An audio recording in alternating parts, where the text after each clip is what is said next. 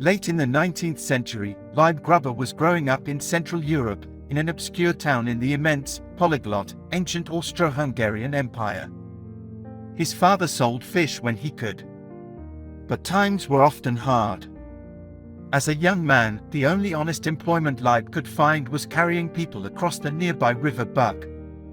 His customer, male or female, would mount Leib's back, in his prized boots, the tools of his trade. He would wade out in a shallow stretch of the river and deliver his passenger to the opposite bank. Sometimes the water reached his waist. There were no bridges here, no ferry boats.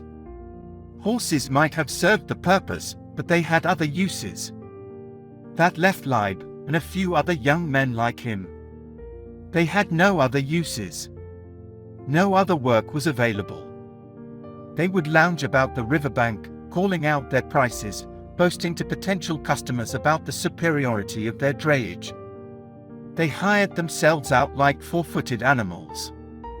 My grandfather was a beast of burden. I don't think that in all his young manhood Leib had ventured more than 100 kilometers from his little hometown of Saar. But then, in 1904, he suddenly ran away to the New World, to avoid a murder rap, according to one family legend.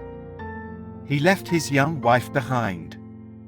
How different from his tiny backwater hamlet the great German port cities must have seemed, how vast the ocean, how strange the lofty skyscrapers and endless hubbub of his new land.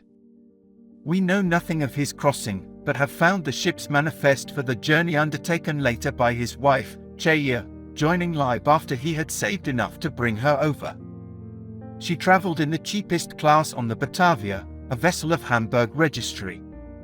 There's something heartbreakingly terse about the document. Can she read or write? No. Can she speak English? No. How much money does she have? I can imagine her vulnerability and her shame as she replies, $1. She disembarked in New York, was reunited with Leib, lived just long enough to give birth to my mother and her sister, and then died from complications of childbirth.